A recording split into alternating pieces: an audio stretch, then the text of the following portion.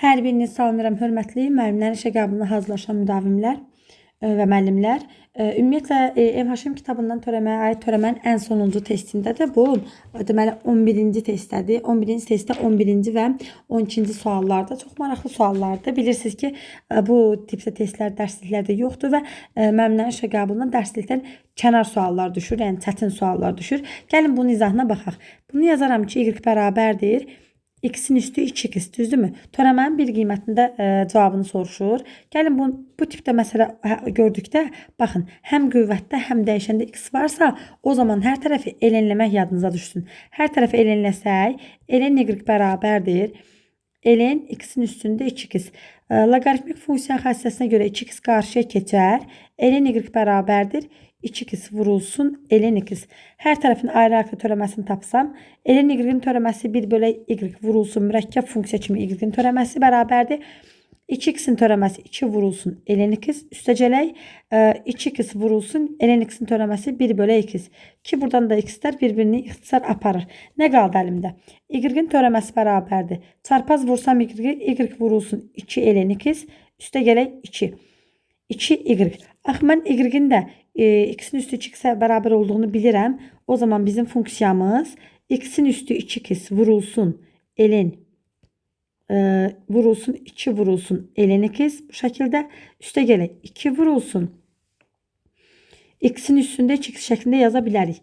İndi bizdən tələb olunur f törəmə 1-i, yəni y törəmə 1-i tapsam 1 vurulsun 1-in üstü 2 vurulsun 2 vurulsun ln 1. Üstə gələk 2 vurulsun 1-in üstü 2.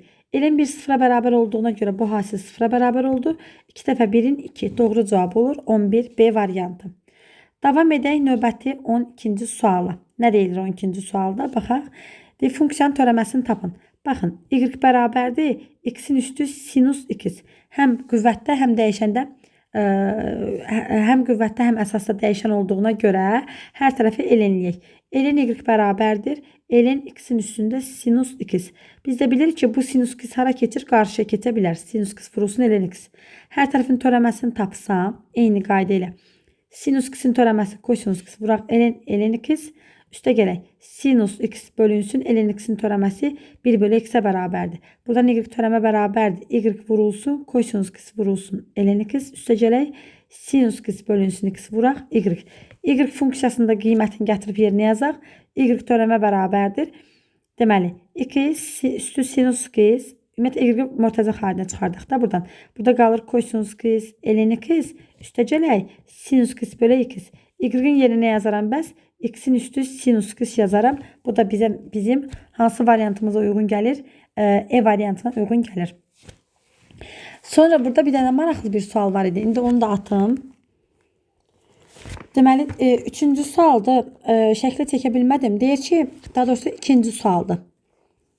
2-ci sualda belə bir sual deyir. Fx bərabərdir. X-in kubu minus 6x kvadratı plus ax minus 2 funksiyasının əyilmə nöqtəsi. Baxın, əyilmə nöqtəsi.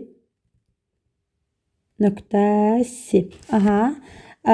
Y bərabərdir 2x minus 3 düz xətt üzərində olarsa A-nın qiymətini tapın. Ümumiyyətlə, əyilmə nöqtəsi dedikdə yadda saxlayın ki, əyilmə ikinci tərtib törəmə deməkdir. Əyilmə nöqtəsi. Birinci tərtib törəməni tapsam 3x kvadrat minus 12x plus A deməkdir.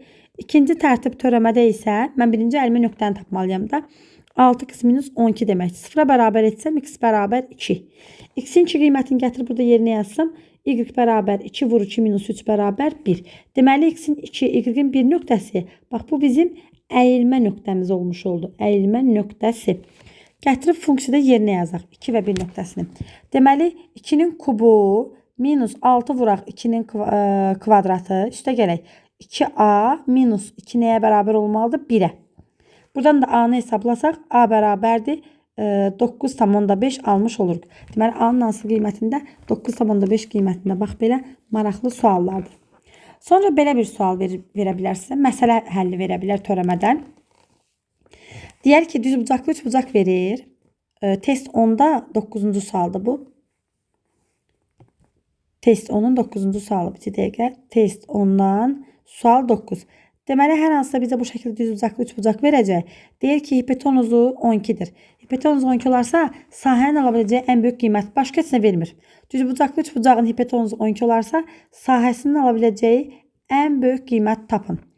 Biri A olsun, biri B olsun. Biz bilmirik. Və biz Pifagora görə bilərik ki, A kvadratı plus B kvadratı bərabərdir 144-ə. Və sahəni soruşsa, buradan A-nın kvadratı bərabərdir 144 minus B-nin kvadratı şəklində yaza bilərik. Əgər bizdən törəmənin tətbiq ilə məsələ həllidirsə və əgər bizdən sahəni soruşursa, düzbucaqlı üçbucağın sahəsi katetlər hasilinin yarısına bərabərdir. Gətirib A-nın yerinə yazaram ki, buradan A nəyə bərabər? Kökün altında 144 minus B kvadrat. Yerinə yazaram. Kökün altında 144 minus B-nin kvadratı vuraq B bölə 2. O da bərabərdir. 2-də 1, 2-də 1 vuraq. Kökün altına salsam 144 B kvadrat minus B üstü 4. Bax, bu bizim sahəmiz. Tapdıq mı? Əvəz edib tapdıq.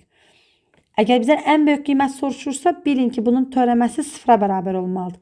Törəməni tapsam 2-də 1 vurulsun, 1 bölünsün 2 kökün altında 144 B-nin kvadratı minus B üstü 4.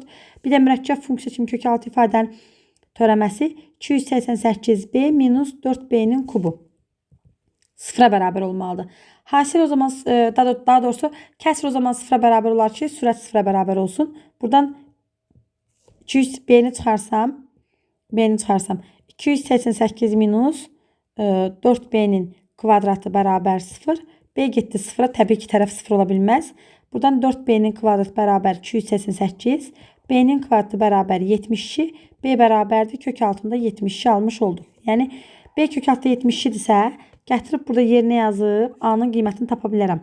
A bərabərdir 144 minus B kvadratı 72. O da bərabər kök altında 72. Deməli, bu da oldu kök altında 72. Bu da oldu kök altında 72. Sahəni soruşur. Kök altında 72-ni 72'ye vursam elə 72'dir. Böyle 2 bərabər 36. Doğru cavabımız oldu. 36. Bax, belə maraqlı sual idi. Ümumiyyətlə, bu tipdə suallarda əgər sizin sahənin ən böyük qiymətini soruşursa, düzbucaqlı üçbucaqdırsa, bilin ki, bu bərabər yanlı xüsusi halda sahənin ən böyük olması üçün bərabər yanlı şərti ödənməlidir. Əgər adi üçbucaqdırsa, hər hansısa bir, məsələn, məsələ 10-da deyir, perimetri 48 sant olan hər hansı bir üçbucaq verib, sahənin ala biləcəyi ən böyük qiymət soruşur. Adicə bir üçbucaqdırsa, artıq bu boyda bir məsələni yazmağa ehtiyac yoxdur. Birbaşa bilin ki, bu üçbucaq xüsusi halda bərabər tərəflidir. Onda perimetr tərəfini tapsam 48'i bölərəm 3'ə bərabər 16. Deməli, bunun tərəfləri 16 olarsa, onda sahənin ən böyük qiyməti A kvadrat kökdə 3 bölək 4. 16'nın kvadratı 256 vurulsun kökdə 3 bölək 4 bərabərdir. 64 kökdə 3'ə bərabərdir. Gördünüz mü? Qısa konkret də bunun yolları var. Doğru cavab olur A variantı. Belə. Bu törəmə bölməsindən sizə nə maraqlıdırsa, bu MHM kitabında istər qrafik, istər başqa yorumları yaza bilərsiniz. Bu qədər. Diqqətinizə görə sağ olun. Hər birinizə uğurlar arzu edirəm.